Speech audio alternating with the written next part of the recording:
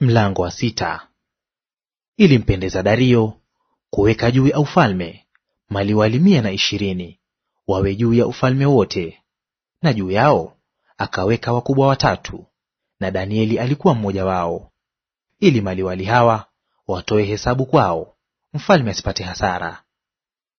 Basi Danieli huyo alipata sifa kuliko wakubwa na maliwali, kwa kuwa roho bora ilikuwa ndani yake, naye mfalme akazimu kumweka juu ya ufalme wote. Basi mawaziri na maamiri wakatafuta sana kupata sababu za kumshtaki Danieli kwa habari za mambo ya ufalme, lakini hawakuweza kuona sababu wala kosa, kwa maana alikuwa mwaminifu, wala halikuonekana kosa wala hatia ndani yake.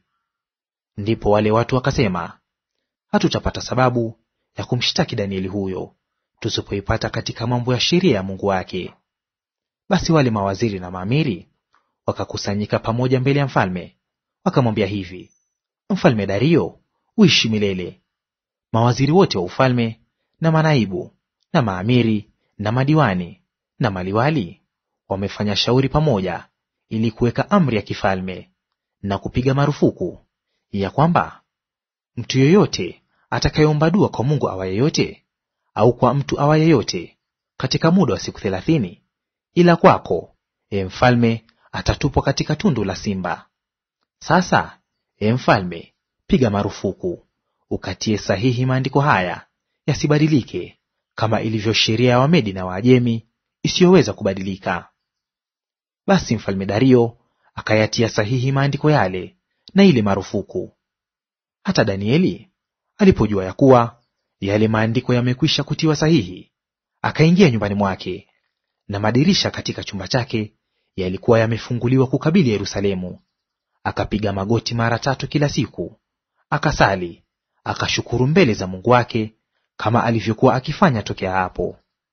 Basi watu hao wakakusanyika pamoja, wakamwona Danieli akiomba dua na kusihi mbele za Mungu wake.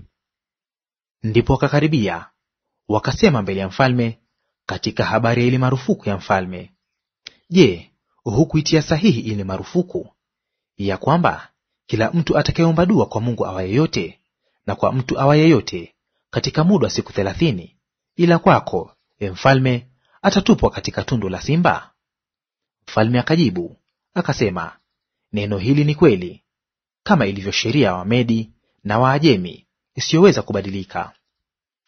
Basi wakajibu wakasema mbele ya mfalme, yule Danieli aliye mmoja wa wana wa wale waliohamishwa wa Yuda hakujali wewe, mfalme, wala ile marufuku uliyoitia sahihi, bali aomba dua mara 3 kila siku.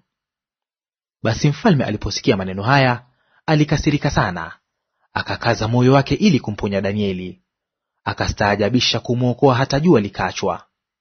Ndipo watu wale wakakusanyika pamoja mbele ya mfalme, wakamwambia mfalme, mfalme, ujue ya kuwa ni sheria ya Wamedi na Waajemi lisibadilike neno lolote lililo marufuku, wala amri yoyote iliyowekwa na mfalme. Basi mfalme akatoa amri, nao wakamleta Danieli, wakamtupa katika tundu la simba. Mfalme akanena akamwambia Danieli, Mungu wako unayemtumikia daima, yeye atakuponya. Likaletwa jiwe, likawekwa mdomoni mwa lile tundu, naye mfalme akalitia muhuri kwa muhuri yake mwenyewe na kwa muhuri ya wakuu wake, lisibadilike neno lolote katika habari za Danieli. Kisha mfalme akaenda nyumbani kwake, akakesha usiku kucha, akafunga, na vinanda havikuletwa mbele yake, na usingizi wake ukampaa. Asubuhi mfalme akaondoka mapema, akaenda kwa haraka mpaka penye lile tundu la simba. Naye alipolikaribia lile tundu, akamlilia Danieli kwa sauti ya huzuni.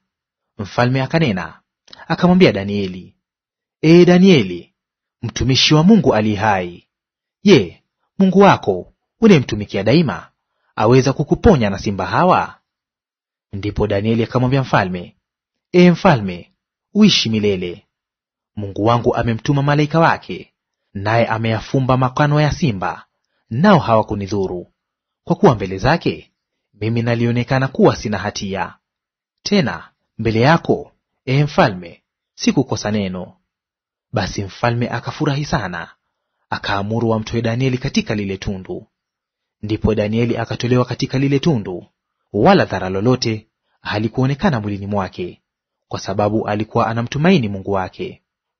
Mfalme akaamuru, nao wakawaleta wale watu waliomshtaki Danieli, wakawatupa katika tundu la simba, wao na watoto wao na wake zao. Na wale simba wakawashinda, wakaivunja mifupa yao vipande vipande, kabla hawajafika chini ya tundu. Ndipo mfalme Dario akawaandikia watu wa kabila zote na taifa zote na lugha zote waliokaa juu ya uso wa dunia: amani na iongezeke kwenu. Mimi naweka amri ya kwamba katika mamlaka yote ya ufalme wangu watu watetemeke na kuogopa mbele za Mungu wa Danieli, maana yeye ndiye Mungu aliye hai, adumuye milele, na ufalme wake ni ufalme usioharibika, na mamlaka yake itadumu hata mwisho. Yeye huponya na kuokoa, hutenda ishara na maajabu mbinguni na duniani. Ndiye aliyemponya Danieli na nguvu za simba. Basi Danieli huyo akafanikiwa katika enzi ya Dario na katika enzi ya Koreshi Mwajemi.